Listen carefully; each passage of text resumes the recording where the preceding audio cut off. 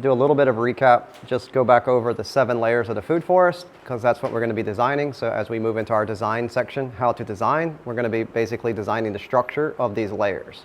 So a distinction can be made between a young forest and mature forest. So I'm going to be discussing right now the layers of a mature forest. So number 1 would be the upper layer, or some people describe as the canopy layer. It consists mainly of species or what we could see as full-grown trees, anywhere from examples of the beech, chestnuts, maples, hickories, ash, walnuts, limes, basewoods, or elms. These would be temperate canopy species. In a designer or a food forest or forest garden, we're going to exclude dominant species, canopy species. So our canopy species, we typically don't find relationships to food for us. And so if we take out the canopy species, they're too big and they take up too much light, and we're not really going to derive food from them. So what we're going to do is take the understory species, which is typically fruit trees, and we're going to move it into the canopy position. So that's one of the first principles of food forestry. So our small tree layer after is made from both saplings from large trees that are waiting to come up in succession, and species of less tall trees, as again I said, such as our food not fruit trees. Service berries, alder, birch, dogwoods, elders, or any sourwoods. These would be trees that were smaller trees. They're not typically going to be what we could describe as a dominant tree. And the shrub layer is composed of various small woody species, such as, for example, hazelnuts, witch hazels, brambles, rhododendrons, heather, cranberries, blueberries, or any of the other things that we may describe as herbs or large herbaceous plants in food or edible foods. And our herbaceous layer consists primarily of perennial plants, which are often flowers before the trees of upper and small tree layers unfold their leaves and die down before or during the winter. So we'll be also focusing a lot, if we're trying to find a relationship to what I might say is herbs and vegetables, to fruits. So this layer would become very important. So in order to maximize this layer, we have to give it more sunlight. In order to have more sunlight for our herbs and vegetables to thrive, we have to take the canopy and open it up. So that's going to be one of the principles that we're going to look at. And our ground covers. Again, we may find vegetables, especially root crops, things like this, within the ground cover layer. They're sometimes very dense in leaf litter. They have trees, they have middle branches, or otherwise made of various mosses, liverworts, lichens, fungi species would be found in our ground cover layers. So this brings us to a concept of basically in a food forest. If we say, I want to do this, but where to start? How do I start? What's the first thing I need to do, and try to go into like a step-by-step process? If I do this, then I do this, I do this, then I can calculate and figure out what's going to go in my garden, for instance. So plan so that each plant can have enough light. That's the most important thing, the light availability. And space to develop, and start first with establishing 3 layers. So what are our first 3 layers that we want to focus on? The canopy layer. So what is going to grow up at the max state of your forest and composed of the canopy? And we need to have the correct spacing for that. Underneath that canopy, what would be comprised as the understory, or our mid-sized trees, and then the herbaceous layer. So when we start the food forest, we're going to look at those 3 layers first and get their spatial relationships. As they grow up, the vegetable layer is more easily put under those layers. So here we can see what in permaculture we'd call a guild. A guild is like a plant family. So what we find is there's a relationship to plants that like to live with other plants and more like a family. So here we have a fruit tree. So the fruit tree being the dominant or the canopy. And these are other trees that would be in relationship. So this is just giving you a stereotypical idea. And this is called a polyculture. So to culture plants, not in a monoculture, but in a polyculture. So polyculture has aspect or layers. And you'll see that it's kind of a triangle. Okay? So most forest species are adapted to growth in low light conditions. So they wait. So if the canopy tree dies, there's a lightning, it's cut down, they can come up, right? So they're just sitting there and waiting. If they get light, they'll grow up. So we want to, as a designer, play with the light relationships of these species. But in general, an increased light availability seems to have positive effects on all species. So the more light, the more growth. So that's why it's so important to understand the spacing. Some forest plants have overcome light deficiencies with several physiological solutions.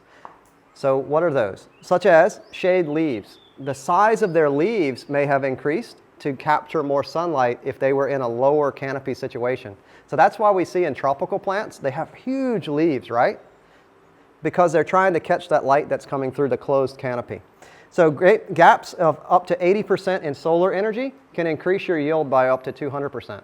So what we're going to look for is in our food forest is to mimic these gaps. If we can create a gap in the canopy, right, we can let in the light to the lower regions and increase the yield of our sub-layers. And that's where we find our herbaceous and our vegetable layers. The plants of the ground layer in a forest cope with dark conditions by avoidance. They don't like to be in the dark conditions, so they go to the light areas, they move. Temperate deciduous forests are known for their colorful carpets of flowers, especially in the springtime. So when we see the leaves fall down and during winter, but the spring comes, we have the melt of the snow, and the spring inferiorals come out. That's a really interesting observation of the relationship between plants and sunlight. These plants make use of their light, reaching the ground before the trees develop a dense canopy. The problem of shade is also faced by any young tree. Seedlings which want to make their way through in the natural forest. So we start to understand this relationship. They have to grow up through dark layers of vegetation before they can reach the canopy. So here we may look and see 10 small trees under a mature tree. And if the mature tree dies, or for some reason is cut down, struck by lightning, one of those, and those 10 trees will race to see who comes up first. So a good strategy, sometimes if we want to plant a tree and we want it to grow fast, so we'll take the tree that we know will be the long-term tree, say my mango tree, and I'll plant the little small mango tree. And next to the mango tree, I'll plant 3 fast growth legumes. And I'll make the legumes push the mango tree to grow up because they'll come over. And then I'll chop the legumes to where they're never taller than the mango and take its light, but they're almost always going to take its light. So the mango tree will grow faster, trying to race to the canopy, right? Once it gets up, I take out the legume trees, right? So it's a way of speeding succession by making the trees compete. So some people in permaculture have used the term, there's no competition in nature, okay? It's a quite famous saying. But honestly, from my observations, I don't see anything other than raw, unabated competition. Every plant is competing for its space and time. So it's looking for a niche in space and time. So that's the 2 elements that we're going to play with. We're going to play with spatial relationships through time. And if we do that, we as designers can speed up succession. We can make the forest grow faster. So that's what we're going to play with.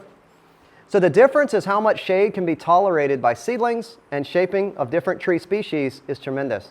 So trees create their shape of the tree based on this relationship to getting light.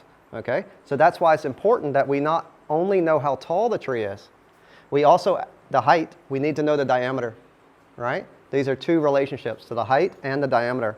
So however, the ability to tolerate shade can change throughout the lifespan of a tree. Some tree species are more shade tolerant as seedlings than as adults. So now, once we have our fruit trees, we can start to classify fruit trees into sun-loving fruit trees. They love full sun. If they don't have full sun, they don't like it. They won't produce any yield. Then we have shade-tolerant trees. This is a tree that I can still have yield, but it can be in the shade. So I can have this tree at the top, and I put this one here because it's shade-tolerant. Even though it gets less light, I still get yield. And then variations. So I start to classify my trees in the relationship that they have to shade. So where tree seedlings grow upwards in a forest, there can be strong competition for light. Whichever seedling reaches the light first might dominate that space in time for decades. 10s, 20, 30s, 100 years, it's dominant. A common strategy is to have a seedling bank under a tree. So then we can look at our nursery. We have our nursery, right? But after I get my plant established, I can move the plants into. Did anyone notice that there was a bunch of plants in the food forest? Yeah, potted up, just sit there. So they're under the tree. And basically, they'll sit there as long as I water them, waiting for the opportunity to have more light. They don't really grow. They're just waiting. So when the season comes that I can plant next month because the rains come, then I can take those and plant into the broad scale, give them access to light. They will go up, right? And then they'll have their roots develop during the next 4 months, and they'll be able to survive the dry season. So that's a strategy that we can employ, that we don't really have to build things. We can use a tree as a nursery.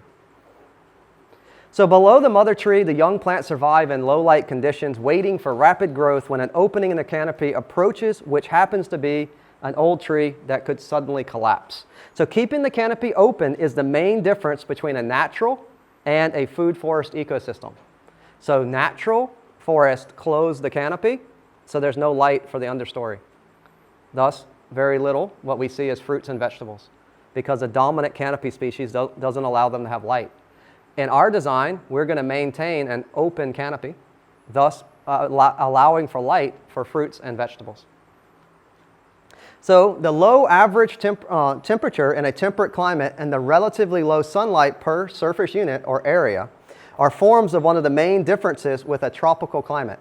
So what's happening? They don't have a lot of sunlight because of the sun angle. It's too low, right? And it's also cold temperatures. Here, we have a very high sun angle and high temperatures. So when we design, we're going to learn to design for both climates at the same time. The only difference is temperature and sun angle. Everything else is the same.